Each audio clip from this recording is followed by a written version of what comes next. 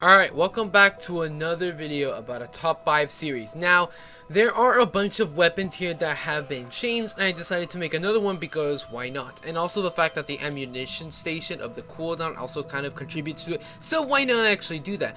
Also, there are some weapons on here that I did was just like, oh, this one's good, this one's bad, and now they actually changed quite differently, so we're going to be doing that. But instead of it being a top 5, I'm going to be ranking all of the Robux, primaries into basically one worst to best. So let's do this.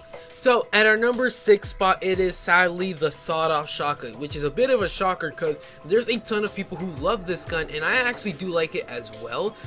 And a lot of people were expecting me to put the Gauss gun at the very last point, but I have a little bit of defense for the Gauss gun. But first of all, we gotta go over why the double barrel is basically the last slot. And it's basically because they actually made changes to where they decrease around 10 damage of its body shots and its headshots bonus. And then they basically made it so the cooldown on the ammunition station is like a minute and like 20 seconds or something like that, which doesn't really sound that long, but when you're constantly shooting infected and constantly running out of ammo because they'll just take a little bit more shots just to be able to kill them, like literally it takes almost a full blank shot, like you literally have to get it right point on their chest in order to insta kill a zombie in today's day and age. And all the infected, it takes a lot more shots to actually kill them, and I don't know if it's just me, but when you're constantly shooting them and running out of ammo and having to wait so long, like 40 seconds at most, to refill, it literally just makes you think, why shouldn't I be using a spaz or it's called M870? Why should I be using this gun, which is really downgraded? I really love this gun, but I feel like when its basic buff comes in, when it shoots 2 shots instead of its 1 shot, as a 1 shot obviously, then it'll actually become like top 2 or top 3, but for now it's just not the greatest.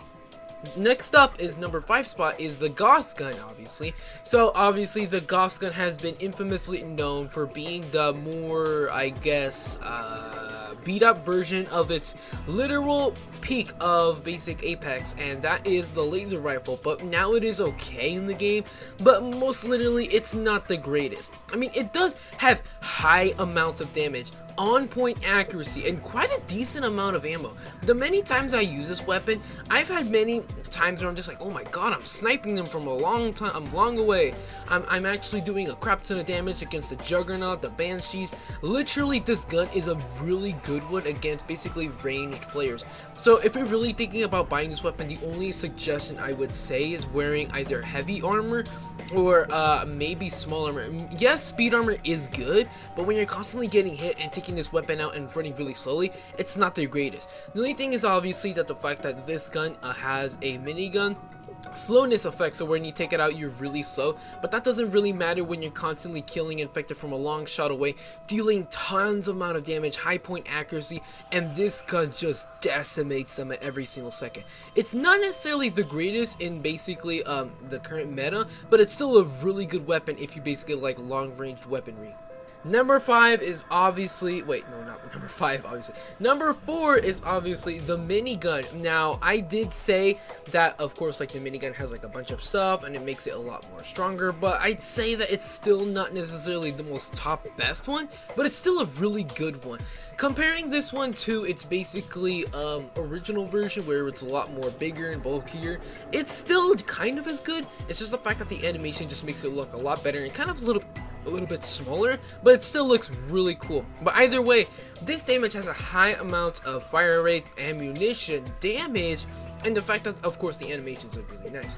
But also the fact that when you're constantly killing infected, you're gonna be seeing yourself basically running out of ammo less and less because you're killing them so fast and using quite a decent little amount of ammunition that when you reload, it says like, I don't know, a minute and 40 seconds, and when you come back to it, it's been like, I don't know, 30 seconds in your mind, but it turns out it's already been like 2 minutes. You're like, oh my god, I can reload again? Wow, this gun is really good. So what I'm trying to say is the minigun is actually a lot better version of the Gauss gun, mainly because it basically goes against literally number 1, the Yeti, the Juggernaut, the Banshee, basically a infected killer just so much because it just decimates their damage, a high fire rate, ammunition. So if you're really thinking about getting it, I would have to say get heavy armor with this gun, because with heavy armor or Juggernaut armor, you will become a literal killing machine.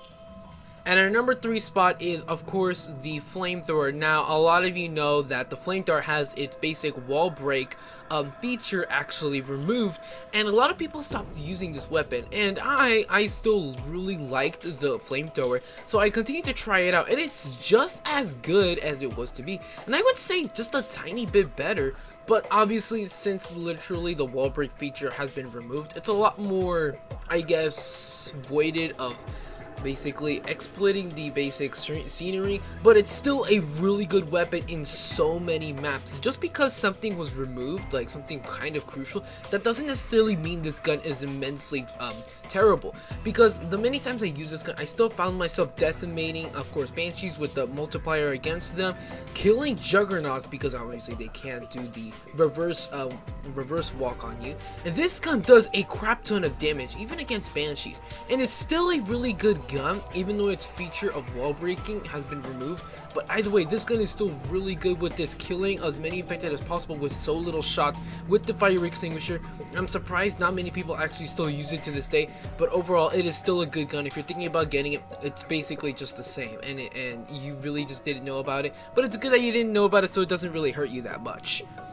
Now next up is the Spaz 12. Now the Spaz 12 is a very powerful shotgun with a ton of damage, and basically in pinpoint, what's it called, I guess, pinpoint really close contact to infected, like the Juggernaut basically contact, then literally you will be killing infected with 2 shots at minimum.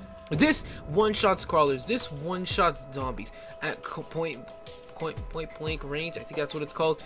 And this gun is really good. It's just the fact that if you're constantly being attacked by infected all over the place, you're gonna be finding yourself running low on ammo, but that doesn't necessarily mean this gun is bad, mainly because you require so little shots just to kill any infected. Literally, if a Banshee just uses a shriek and you were to dodge it, just go right next to them and just destroy their HP. They're gonna drop like 400 HP just from like a few shots. And if you're saying, so basically infected have to be at point blank range for you to get the best out of it.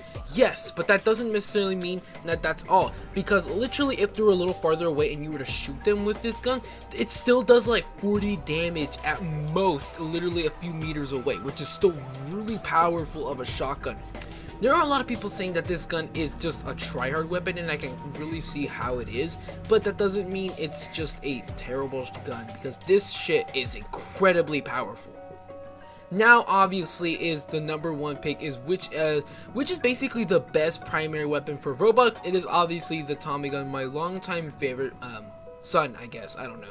But this gun is incredibly powerful. It has a crap ton of ammunition, like 280 bullets on the side and 40 bullets in each mag. It is insane.